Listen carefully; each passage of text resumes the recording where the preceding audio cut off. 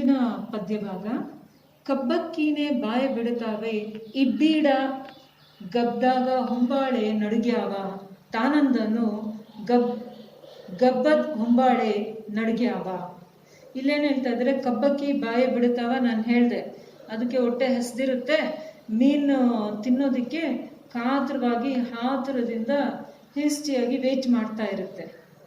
Okay, ಇದು ಒಂದು ಕೆರೆ, ಇದಕ್ಕೆ ಕೂಡ ಶೆಲ್ಟರನ್ನು ಕೊಟ್ಟಿದೆ ಅಂತ ಆಯಿತು. ಇನ್ನೇನಕ್ಕೆ ಕೊಡ್ತಾ ಇದೆ? ಸುತ್ತಮುತ್ತ you can see that many field will be there, trees, plants ಎಲ್ಲ ಇರುತ್ತೆ. ಅದಕ್ಕೂ ಕೂಡ ಇದೇನಾಗಿದೆ, ಆಶ್ರಯವನ್ನು ಕೊಟ್ಟಿದೆ. It gives the water for the crops, plants, trees ಅಂತ. ಅದಕ್ಕೆ ಇಲ್ಲಿ ಹೇಳ್ತಿದ್ದಾರೆ ಇಬ್ಬೀಡ. ಇಬ್ಬೀಡ ಅಂದರೆ ಈಗ usually the crops yearly once crops ಇದು ಬರುತ್ತೆ ಅಲ್ವಾ. ಈಗ nowadays what's happening, in a yearly 2 times crops will get it. Very long back we were getting yearly once. Now you people get unseason idru kuda whatever you want you will get it. Why you tell me? Crops we are taking in a year 2 times.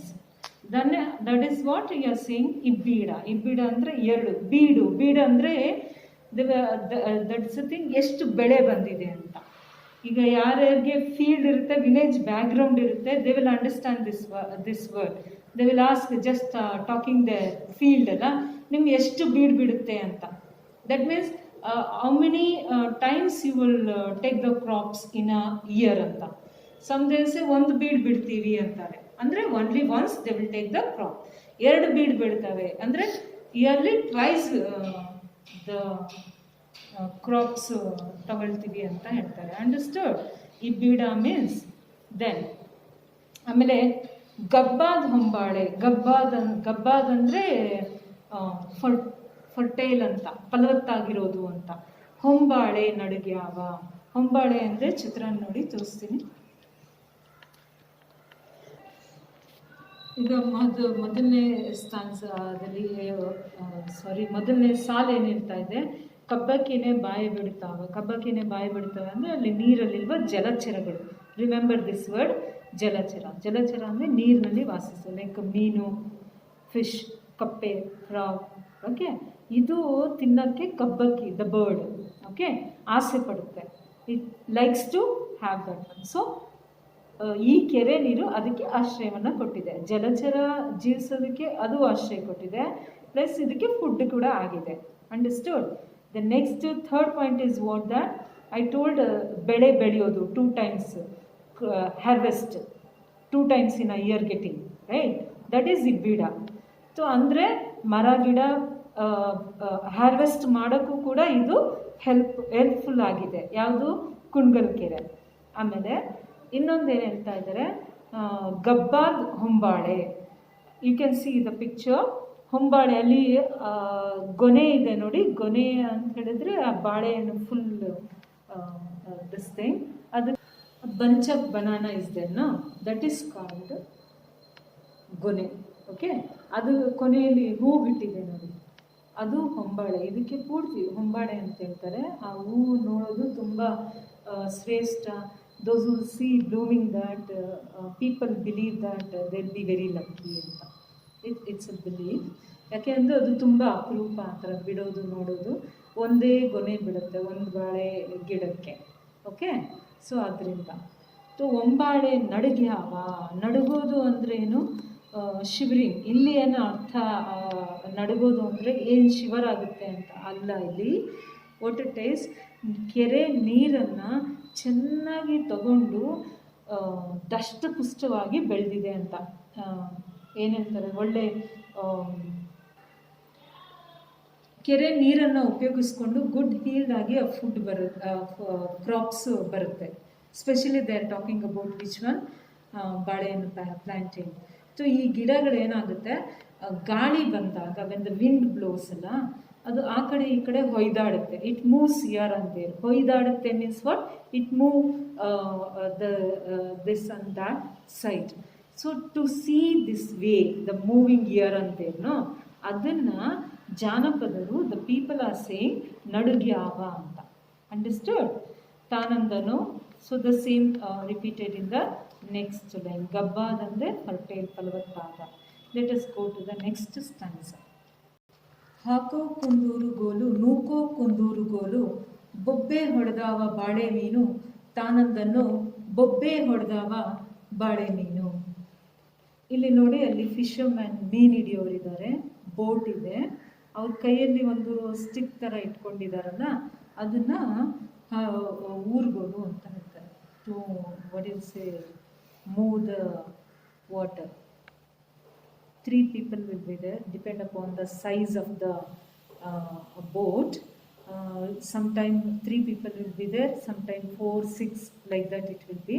So this side 3 people, this side 3 people, both the side they use that urugolu and they push the water.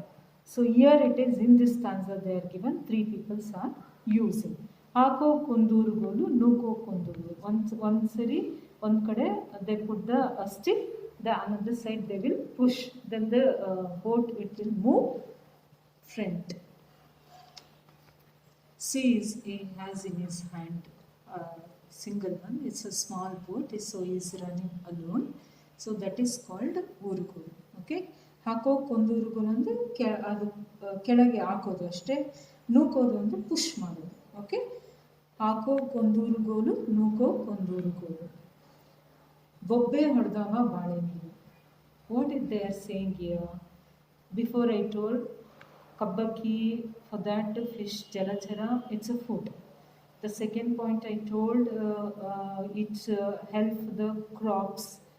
Third point I told the plantain grow madake idu help agutte, neer kododu. The fourth point here, it gives job, seasonal job we can say. Kannada we say upakasubu. You see, the crops yearly once or twice will get, no?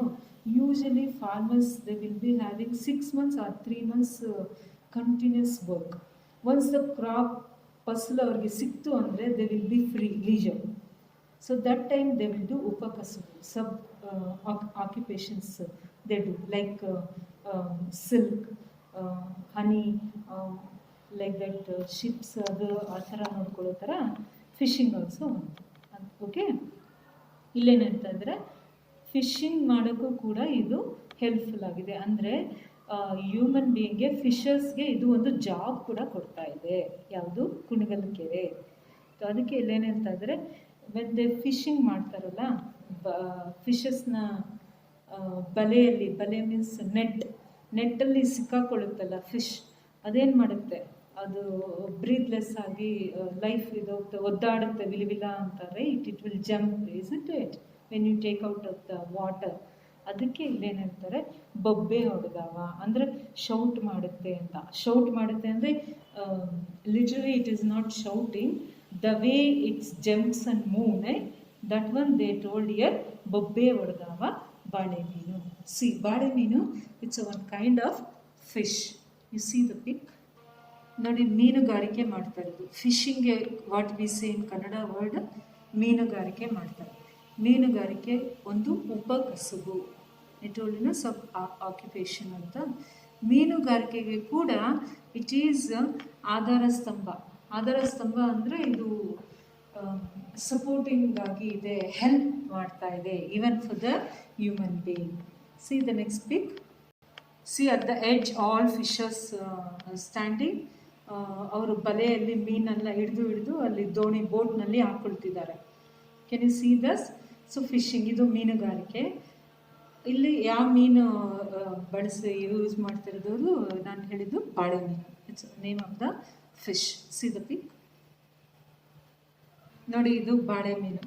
Okay, ಈ ಮೀನನ್ನು fishing ಮಾಡುವಾಗ ಅದು ಒದ್ದಾಡುತ್ತಲ್ವಾ, when you take out the water, ಅದಕ್ಕೆ ಅವ್ರು ಹೇಳ್ತಾ ಇದ್ದಾರೆ ಬೊಬ್ಬೆ ಹೊಡೆದವ ಬಾಳೆ ಮೀನು ಅಂತ. ಓಕೆ, ಒದ್ದಾಡ್ತಾ ಇದೆ ಅಂತ. ಇಲ್ಲಿ what is the meaning here? This one, ದೋಣಿಯನ್ನು ಯೂಸ್ ಮಾಡಿಕೊಂಡು it is giving life to human being. ಇದು ಒಂದು sub occupation for the farmers. And ಇವರು ಫಿಶಿಂಗ್ ಮಾಡಿಕೊಂಡು ಅವರ ಲೈಫನ್ನು ಲೀಡ್ ಮಾಡ್ತಾ ಇದ್ದಾರೆ. So it Kungal Kere, it is helping for the people also. Understood this stanza?